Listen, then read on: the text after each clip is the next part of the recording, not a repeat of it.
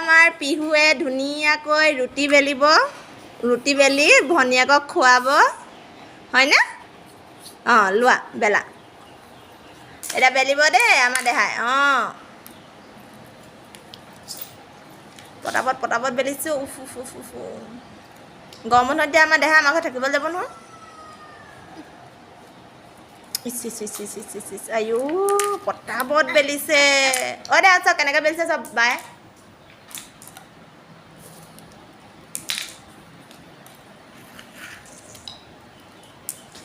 গোলো হৈছে